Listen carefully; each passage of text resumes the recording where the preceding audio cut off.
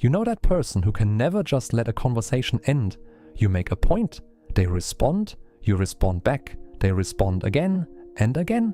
And somehow, no matter how many times you think the discussion is over, there's always one more thing they need to add. One more correction, one more clarification, one more comment that makes it clear the conversation is not finished until they say it is. Maybe you know someone exactly like this, or maybe that person is you. And if it is, you've probably heard the same things more than once. Why do you always have to get the last word? Can you just let it go? Not everything needs a response.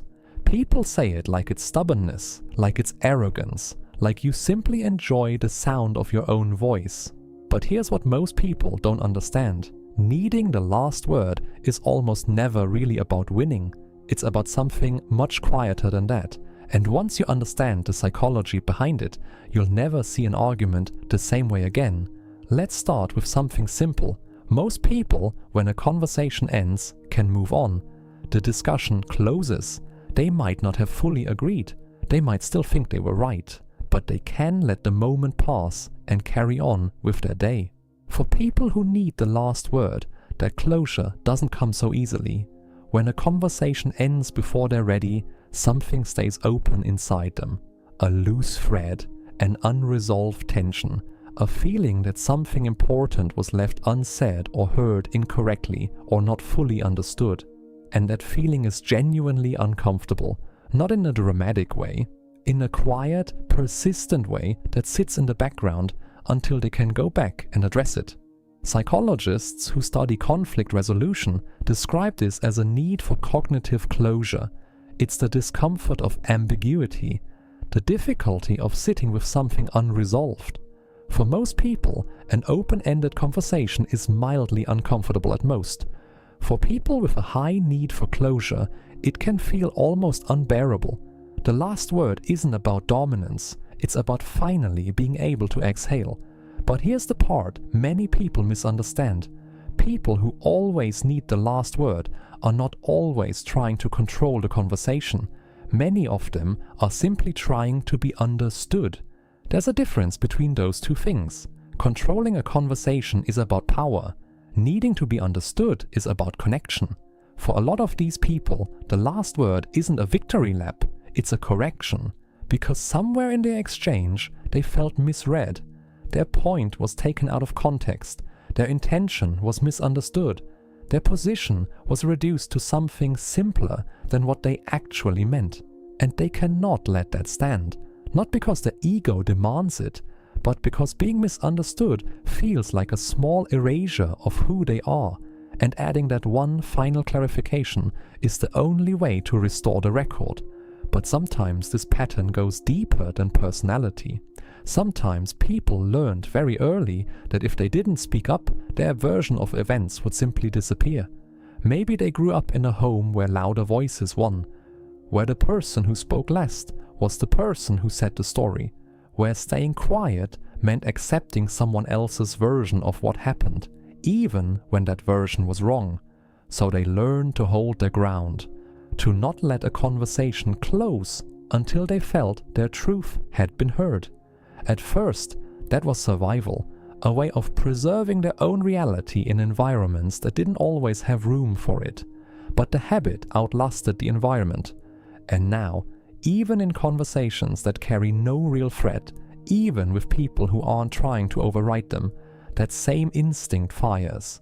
Hold your ground, don't let it close, make sure your version is the last one in the room. And here's what that costs them. The last word wins the moment, but it often loses something more important. The other person stops listening, not in that conversation only, over time. Because when someone always needs to respond, always needs to add one more thing, always needs to circle back to a point that felt unfinished, the people around them start to brace for it. They stop engaging as openly. They start choosing what they share because they know every statement is the beginning of a negotiation. And ironically, the very thing the person wants most, to be truly heard, becomes harder to achieve the more aggressively they pursue it. because people don't feel heard when the conversation never ends. They feel exhausted, and yet there's something worth understanding about people like this. The drive to articulate things clearly, to correct misunderstandings before they calcify, to not let a false version of events go unchallenged. These are not small qualities. People who need the last word often have a very precise relationship with language. They notice when something has been misrepresented. They care about accuracy in a way that most people don't. They hold themselves and others to a standard of honesty that, in the right context, is genuinely valuable. In negotiations, they don't get steamrolled. In important conversations, they don't let crucial details get glossed over. In moments where the truth actually matters, they are exactly the kind of person you want in the room. The challenge is calibration, knowing which conversations actually need that precision and which ones just need to be allowed to end. Of course, like most traits, there's a balance. There are moments when speaking up one more time genuinely matters, when something important has been misunderstood and the misunderstanding will cause real damage if left uncorrected. In those moments, the last word isn't stubbornness, it's integrity. But not every conversation is that moment. Some conversations can end without agreement. Some people can leave a room with a different opinion than you. Some misunderstandings are small enough to survive without a correction. And the ability to tell the difference, to choose when your voice is essential and when silence is actually the stronger move, is one of the most powerful things a person can develop. Because the person who knows when not to speak is far more persuasive than the person who always does.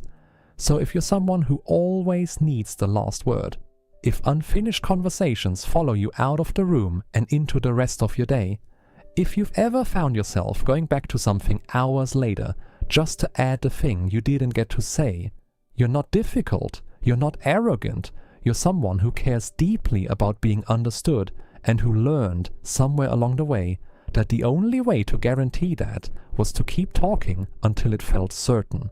But certainty doesn't always come from the last word. Sometimes it comes from trusting that what you said was enough, even if the other person doesn't say so. Now, I'm curious about you.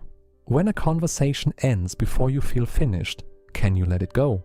Or does something in you need to go back and close it properly? Because the psychology behind that need reveals something fascinating about how we protect our sense of self when we feel misunderstood, and in the next video we're going to explore something closely. The psychology of a people who dream big but do nothing no matter how much they need it. And once you understand it, you'll never see them the same way again. If this made sense, you're different, so like, share and subscribe.